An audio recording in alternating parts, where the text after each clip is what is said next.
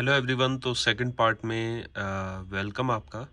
तो पिछले वीडियो में हमने सीखा था कि हम मास्किंग तक कैसे जाएंगे या मास्किंग कैसे करेंगे। आज से हमारा स्टार्ट होगा कि नेटवर्क में हमें क्या क्या करना होता है सेटिंग्स को चेक करने के लिए जब हमें ऑनलाइन कनेक्टिविटी में दिक्कत आती है। तो जैसे कि अभी नेटवर्क में पहला ऑप्शन है बेसिक सेट। बेसिक सेट में क्या होता है कि हमारी आईपी एड्रेस शो हो रही होती है, सबनेट मास्क और गेटवे। मेनली क्या करते हैं, हम सिर्फ डीएचसीपी को ऑन करते हैं और हमारा एनवीआर खुद ब खुद असाइन हो जाता है एक आईपी एड्रेस के लिए आपके राउटर से। तो जब हमारा डिवाइस ऑनलाइन हो जाएगा उस केस में आपको लाइव में जाना है और लाइव में आपको ये जो नीचे बार कोड का आइकन है इस पर क्लिक करेंगे तो ये हमारा सेकंड क्यूआर कोड शो होने लग जाएगा। तब हमें समझ लेना है कि हमारा एनवीआर ऑनलाइन हो चुका है और ये अब रेडी है हमारे स्मार्टफोन में ऐड होने के लिए। तो इस चीज़ का आपको ज़रूर ध्यान रखना है। यहाँ पे आईपी आपकी वो राउटर से असाइन हो जाएगी और फिर आप उसे अपने स्मार्टफोन में चला पाएंगे लाइव व्यू में जाके क्यूआर कोड से देख करके। इसमें ही हमारे डीएनएस आ जाते हैं दोनों, जो वो आपके राउटर से ही असाइन होते हैं। फिर हमारी अदर सेटिंग्स होती हैं जिसमें एमटीयू हमारे सारे पोर्ट्स होते हैं जिनको आप कभी कभी स्टैटिक आईपी पे भी फॉरवर्ड करते हैं एनवीआर को, तो वो यहाँ से चेक कर सकते हैं। डीडीएनएस में हम जाएंगे तो डीडीएनएस में हम जब अपने डीडीएनएस सर्विस को ऑन करेंगे तो वो हमसे एक सर्वर डोमेन मांगेगा जो कि अवेलेबल होना चाहिए। तो जैसा कि अभी यहाँ पे हम ऑन करेंगे इसको, ये हमसे पूछ रहा है, अभी हम इसमें कोई भी डोमेन डाल देते हैं और हम एक बार टेस्ट करते हैं कि अवेलेबल है या नहीं है। तो ये अवेलेबल है, इसको हम कंफर्म करेंगे और सेव करेंगे। सेव होने के बाद हमारे कनेक्शन स्टेटस में ऑनलाइन शो हो जाना चाहिए। ऑनलाइन शो हो जाएगा तो हम ये समझ जाएंगे कि अब हमारा एनवीआर रेडी है स्टैटिक आईपी पे फॉरवर्ड होने के लिए। तो अभी हम नेक्स्ट एक बार चलते हैं।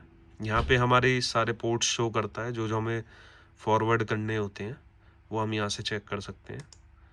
और नेटवर्क डिटेक्ट का यूज़ होता है कि मान लीजिए हमें बैक बैक टाइप से चेक करना है, मतलब कि हमें देखना है कि हमारा एनवीआर राउटर से कनेक्ट है या नहीं है। तो जैसा अभी हमें राउटर की आईपी पता है और हमने एनवीआर को भी लगा दिया है सेम स्विच पे जिस पे राउटर का लैन केबल आ रहा है, लेकिन हमें ये नहीं पता कि राउटर से इंटरनेट आ रहा है या नहीं आ रहा है या राउटर से कनेक्टिविटी है या नहीं है। तो हम यहीं से पिंग चेक कर सकते हैं उस राउटर के साथ। तो जैसे अभी हमारा राउटर का 1.1 ही है तो हम टेस्ट करेंगे और इसने हमें दिखा दिया कि हाँ आपकी कनेक्टिविटी है और वो 2 मिली सेकेंड ले रहा है उससे कांटेक्ट करने के लिए।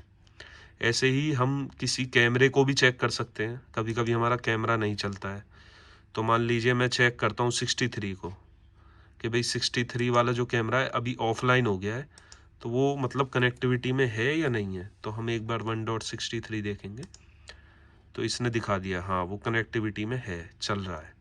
तो यहाँ से भी आप पिंग चेक कर सकते हैं एनवीआर को छोड़ करके डिवाइसेस की। तो उससे आपको पता चल जाएगा कि कनेक्टिविटी में डिवाइस है या नहीं है। नेक्स्ट हमारा आता है एडवांस सेटिंग। एडवांस सेटिंग में किसी आईपी को आपको एक्सेस देना है नहीं देना है तो वो आप यहाँ सेट कर सकते हैं। फिर मल्टीकास्ट सेटिंग है आरटीएसपी वगैरह के लिए, वो आप यहाँ से एक बार चेक कर सकते हैं। यहाँ से हमारे ये पोर्ट्स की जानकारी है। एक्सेस प्लेटफॉर्म का मेन यूज़ रहता है हमारा, इसमें ही हमारा P2P ऑनवेव आरटीएसपी। ऑनवेव हमारा शो करेगा कैमरे के अंदर। तो अगर हमारा ये कैमरा ओपन हुआ होता है इस टाइम तो वो यहाँ पे हमारा कैमरे का ऑनवेव का एक आइकन शो करता है चेक बॉक्स, जिसे हमें ऑन रखना होता है जब हम थर्ड पार्टी एनवीआर में कैमरे को ऐड करते हैं। तो वो यहाँ पे हमारी सेटिंग्स आती हैं। एक चीज़ और ध्यान रखनी है, अगर आपका एनवीआर ऑनलाइन नहीं हो रहा है, आपने यहाँ से डिटेक्ट भी करके देख लिया उसे, वो राउटर से भी कांटेक्ट कर पा रहा है, लेकिन आपका क्यूआर कोड शो नहीं हो रहा, तो उस केस में ये हो सकता है कि आपका यहाँ से P2P ऑफ हो। तो उसको आपको ऑन करके सेव रखना है, ये भी आपको ध्यान में रखना है। रजिस्टर सेंटर में किसी सर्वर से आप कांटेक्ट करना मतलब कराना चाहते हैं एनवीआर को, वो कर सकते हैं। HTTPS मतलब कि किसी वैसे ब्राउज़र पे जो मतलब कि अनसिक्योर है उस पे नहीं खुले एनवीआर, तो हमें ध्यान रखना है कि हम यहाँ से ऑन कर सकते हैं, फिर वो ओपन नहीं होगा। और ये लास्ट में SRTP, तो इसमें भी ये सर्टिफिकेशन है एनवीआर का जो हम चेक कर सकते हैं। सेफ्टी मैनेजमेंट में हमारे पूरे लाइसेंसिंग है एनवीआर की, ये जो सर्टिफिकेट है क्लाइंट का वो हम चेक कर सकते हैं। यहाँ से हमारे RTSP का एल्गोरिदम हम चेक कर सकते हैं, और हमारा डिवाइस कितनी देर में टाइम आउट कर जाए, मतलब कि एनवीआर जो है वो कितनी देर में वेब पेज से मतलब लॉग आउट हो जाए, तो हम यहाँ से सेट कर सकते हैं टाइमिंग को। फिर हमारा नेक्स्ट ऑप्शन आता है इवेंट मैनेजमेंट का, तो यहाँ से ही हम अपने मोशन को सेट करते हैं। तो इवेंट इनपुट, अगर हमने कोई इनपुट लगा रखा है इवेंट होने के लिए, तो वो हम यहाँ से सेटिंग्स कर सकते हैं। मोशन का है तो हम यहाँ से मोशन सेट कर सकते हैं, शेड्यूल बना सकते हैं, लिंकेज में सेटिंग्स कर सकते हैं कि भाई हमें क्या क्या चाहिए मोशन पे, तो हम देख सकते हैं। मास्किंग जो हमने वहाँ करी थी उसका हम एक शेड्यूल बना सकते हैं यहाँ से कि मास्किंग में क्या क्या हुआ है वो हम यहाँ कर सकते हैं। वीडियो लॉस की सेटिंग्स कर सकते हैं, और जो हमारे जितने भी टाइप के अलार्म हमें स्क्रीन पे शो करता है उनको हम डिसेबल या अनेबल कर सकते हैं यहाँ से, तो वो भी आप एक बार यहाँ से देख सकते हैं। जितने भी टाइप्स के अलार्म है सबको एक बार में ही डिसआर्म करने के लिए आप यहाँ से डिसआर्म कर सकते हैं सभी को सेलेक्ट करके। ओके, जितने भी हमारे इवेंट्स हुए हैं एनवीआर के अंदर उनको हम सिंगल क्लिक में क्लियर भी कर सकते हैं, तो वो भी यहाँ से पॉसिबल है। नेक्स्ट आता है हमारा VCA। VCA हमारा AI पार्ट है किसी भी एनवीआर का। तो TND के एनवीआर में VCA हम यूज़ करते हैं AI सेटिंग्स करने के लिए। तो जैसे अभी हमारा ये चैनल है, इस पे हमें कोई, अभी आपने देखा कि यहाँ पे हमें शो कर दिया है कि ये एक लाइन बनी हुई है और ये पेरीमीटर एरिया है। तो जैसे हम ट्रिप वायर, पेरीमीटर्स, वो सब हम VCA की सेटिंग्स के अंदर से सेट कर सकते हैं। स्केड्यूल बना सकते हैं, कितने से कितने टाइम तक चाहिए वो भी हम कर सकते हैं। लिंक कर सकते हैं, भाई हमारा रिकॉर्ड होना चाहिए या स्नैपशॉट जाना चाहिए उस सेटिंग के लिए, या हम PTZ को भी लिंक कर सकते हैं। अगर मान लीजिए वहाँ पे कोई मोशन हुआ या कुछ भी हुआ उस एरिया में, तो हमारा PTZ ट्रिगर हो जाएगा और वो फिर वहाँ पे मूव करेगा। ओके, नेक्स्ट पार्ट है VCA के लॉग चेक कर सकते हैं कि मान लीजिए हमारा कोई उसके अंदर इंट्रूडर आया, और वो हम यहाँ पे देख पाएंगे कि इस चैनल पे इतने टाइम पे हमारा ये सीन हुआ है। नेक्स्ट आता है हमारा एडवांस इंटेलिजेंस। तो जो कॉन्फ़िग है एनवीआर की वो सारी हम यहाँ से एक बार में कॉपी कर सकते हैं, और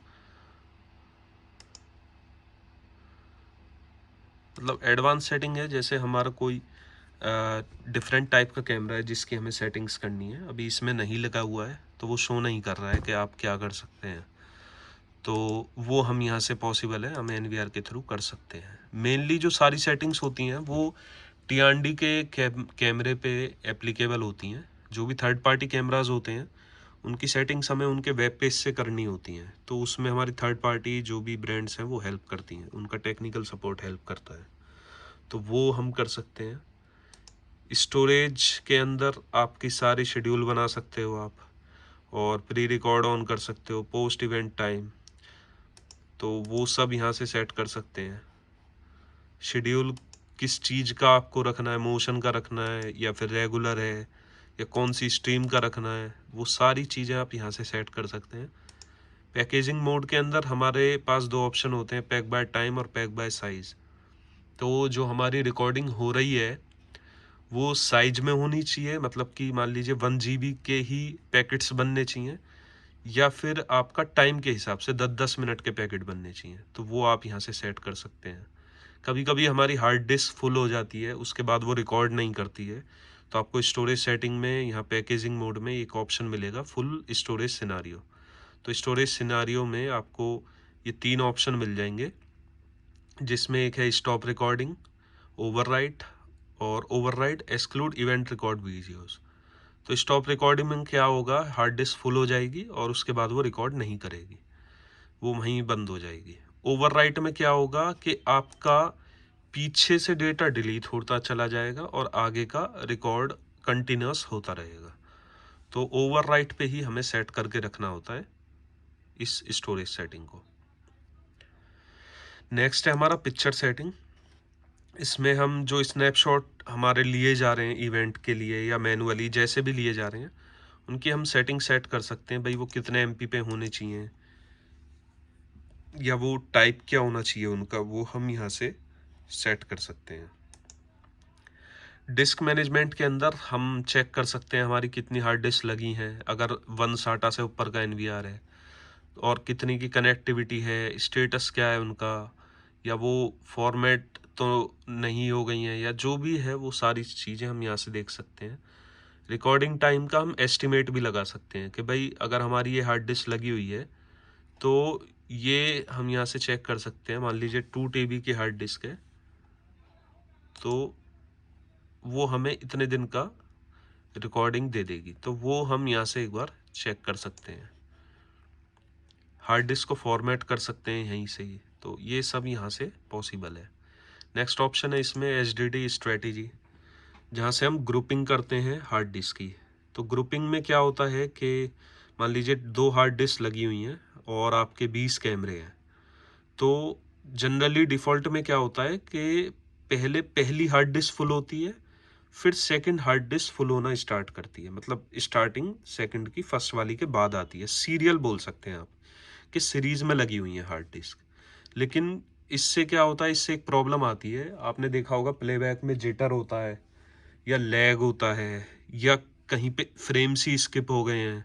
वो सारी चीज़ें तब होती हैं जब ज़्यादा कैमरास का लोड एक ही हार्ड डिस्क पे पड़ रहा हो। ये हमें चेक करना है कि जो सर्वेलेंस हार्ड डिस्क है उसकी रीड एंड राइट कैपेसिटी कितनी है और हमारे कैमरे जो उसमें रिकॉर्ड कर रहे हैं वो उससे कम होने चाहिए। मान लीजिए आपकी हार्ड डिस्क की कैपेसिटी है रिकॉर्ड करने की 64 Mbps और आपके कैमरे रिकॉर्ड कर रहे हैं 70 Mbps पे, तो जो 64 और 70 के अंदर जो 6 Mbps का अंतर आया वो सभी कैमरास के ऊपर आपका अप्लाई होगा। तो उसमें क्या होगा, फिर आपका जिटर, लैग, फ्रेम स्किप, ये सारी प्रॉब्लम्स आना स्टार्ट हो जाएंगी। तो उसका एक सॉल्यूशन होता है कि हम डिस्क की ग्रुपिंग कर सकते हैं, वो पैरेलली रिकॉर्ड करेंगे। तो जैसे मैंने आपको बताया था 20 कैमरास, तो हम क्या करेंगे 10-10 कैमरा को डिवाइड कर देंगे पर हार्ड डिस्क पे। तो 10 कैमरास की रिकॉर्डिंग हमारी पहली हार्ड डिस्क में होगी और 10 की हमारी सेकंड में होगी। तो उस तरीके से फिर आपकी ग्रुपिंग हो जाएगी। तो जो हमारा डेटा 70 Mbps बैठ रहा था फॉर एग्जांपल, वो अब 35 हो जाएगा। तो पर हार्ड एक हार्ड डिस्क की कैपेसिटी थी 64 Mbps, तो अब उसके ऊपर 35 Mbps का ही लोड आ रहा है, तो वहाँ पे फ्री हो गई बैंडविड्थ बहुत हद तक। तो उससे आपका क्या होगा, ना जिटर होगा ना लैग होगा और स्मूथली आपकी रिकॉर्डिंग होना स्टार्ट हो जाएगी। तो ये हमारा एक फंक्शन होता है ग्रुपिंग का। यहाँ पे हम देख सकते हैं हमारी हार्ड डिस्क जो है उसकी स्टेटस, मतलब कि एनहेंस तरीके से देख सकते हैं उसकी क्या थ्रेशोल्ड है, उसका वर्स्ट कब रही है और अभी ठीक है या नहीं है। तो वो सारी चीज़ें हम यहाँ से चेक कर सकते हैं। ओके, तो अब हमारा नेक्स्ट पार्ट आता है डोम सेट। डोम सेट में क्या होता है, अगर हमने PTZ लगा रखा है TND का, तो उसको हम क्या करेंगे, यहाँ से हम उसका प्रीसेट या टूर जो भी है वो सारी सेटिंग्स हम यहाँ से कर सकते हैं। नेक्स्ट हमारा सिस्टम आता है। सिस्टम के अंदर टाइम का ऑप्शन है पूरा, तो हम यहाँ से टाइमिंग को सेट कर सकते हैं। ये सीरियल पोर्ट्स हैं जो हमारे जो PTZ होते हैं डोम्स, उनके लिए यूज़ में आते हैं ये सीरियल पोर्ट्स। और ये होता है हमारा आउटपुट सेट, ये मोस्ट इम्पॉर्टेंट है। कभी कभी हमारी स्क्रीन में कैमरास लगे होते हैं और स्क्रीन हमारी कैपेसिटी है स्क्रीन की 1080p, मान लीजिए 1080p की स्क्रीन है आपकी, और आपका बाय डिफ़ॉल्ट जो क्या कहते हैं रिजोल्यूशन सेलेक्ट है वो है 720p का। तो आपको वो क्वालिटी नहीं मिलेगी जो मिलनी चाहिए। तो आपको क्या करना है, यदि आप वहाँ से चेंज कर पा रहे हैं अपने मॉनिटर से ही, तो आप वहाँ से ही रिजोल्यूशन को बढ़ा के 1080p कर लीजिए। अगर आपसे गलती से, मान लीजिए आपकी मॉनिटर की क्षमता थी 1080p और आपने सेलेक्ट कर लिया 4K, तो उस केस में क्या होगा, आपका जो मॉनिटर है, मैं मॉनिटर की बात कर रहा हूँ, वो पूरा ब्लैंक हो जाएगा, वो वहाँ पे कुछ नहीं दिखाएगा। तो तब हमारा यूज़ होता है वेब इंटरफेस का। हम अपने एनवीआर को लॉगिन करेंगे, सिस्टम सेटिंग में आएंगे, सिस्टम में आउटपुट सेट में आएंगे और हम दोबारा से उसको 4K से हटा करके 1080p सेलेक्ट करेंगे और सेव कर देंगे। हमें सेल्फ एडेप्टिव को ऑन नहीं करना है। सेल्फ एडेप्टिव को हमें तभी ऑन करना है जब हमें अपने एलईडी का रिजोल्यूशन नहीं पता है। तो ये चीज़ हमें ध्यान में रखनी है, हमें अपने एलईडी का रिजोल्यूशन पता होना चाहिए, तब हमें इसको अपने रिजोल्यूशन को सेट करके सेव कर देना है। तो ये हम कर सकते हैं। नेक्स्ट है हमारा यूज़र मैनेजमेंट। यूज़र का हम यहाँ से पूरा मैनेज कर सकते हैं, यूज़र को क्रिएट कर सकते हैं, परमिशंस दे सकते हैं यूज़र के लिए, भाई हमने जो यूज़र बनाया कि उनको क्या क्या हमें सेटिंग देनी है, सिर्फ वो हम कर सकते हैं।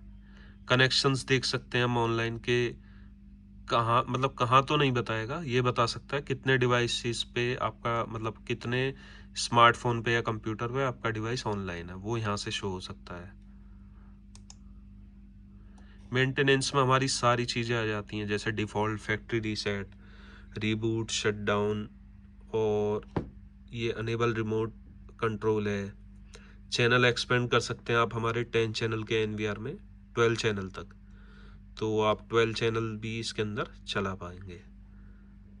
आप पूरे एनवीआर की सेटिंग्स को एक्सपोर्ट करना चाहते हैं किसी कारण से, तो आप वो भी कर सकते हैं। और लॉग भी आप चेक कर सकते हैं सभी टाइप्स के, कि हमें कौन कौन से लॉग सेटिंग्स में लॉग को चाहिए, तो वो हम यहाँ से सेट कर सकते हैं।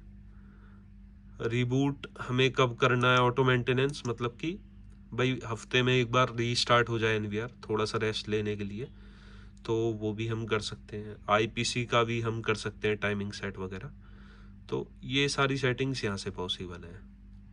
एक अपग्रेड पेज आता है हमारा, जहाँ से हमारे पूरे डिवाइस की हमें एक इंसाइट मिल जाती है कि भाई उसकी सीरियल नंबर क्या है, फैक्ट्री आईडी क्या है, वो सब हमें यहाँ शो हो जाता है। क्लाउड अपडेट, मतलब कि जो डायरेक्टली आपके एनवीआर पे अपडेट पुश किए जाते हैं, वो आप यहाँ से अपडेट कर पाएंगे, या मैनुअली आपको आपके एनवीआर को अपडेट करना है किसी प्रॉब्लम की वजह से, तो वो आप यहाँ यूएसबी लगा के एनवीआर में वो भी अपडेट कर सकते हैं। या कंप्यूटर में फाइल पड़ी है आपके, तो वो भी सेलेक्ट करके आप इसको अपडेट कर सकते हैं। नेक्स्ट आईपीसी अपग्रेड है। आईपीसी मतलब कैमरे को अपडेट करना है, तो वो भी आप यहाँ से मैनुअली सेलेक्ट करके अपडेट कर सकते हैं। तो ये पूरा हमारा इंटरफेस है एनवीआर का। सेम ही हमारा इंटरफेस होता है कैमरे का। कैमरे में कुछ सेटिंग्स एक्स्ट्रा हो जाती हैं, तो वो भी मैं आपको एक बार दिखा देता हूँ। अगर हम किसी कैमरे को ओपन करते हैं,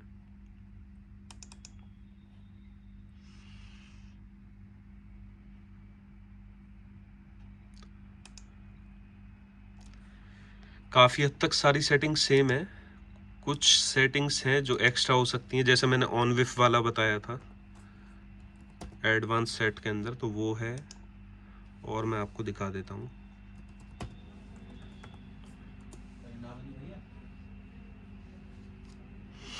ये हमारा कैमरा ओपन हो गया है, इसमें हमारी डायरेक्टली ही फर्स्ट और सेकंड स्ट्रीम आ गई है, तो वो हम यहाँ से, यहाँ सेम है सब जो हम सेलेक्ट कर सकते थे ऑप्शन।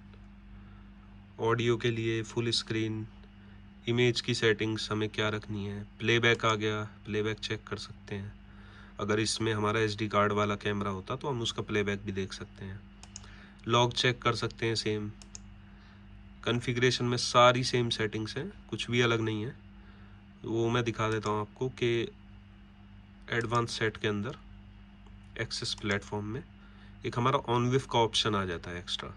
ये हाईलाइट क्यों नहीं हो रहा है, जब तक हमारा P2P अनेबल रहेगा इस कैमरे का, तब तक वो हाईलाइट नहीं होगा। तो हम P2P डिसेबल करके तब इसे ऑन करते हैं, फिर सेव करते हैं, तो तब हम इसको ऐड कर सकते हैं थर्ड पार्टी एनवीआर के ऊपर।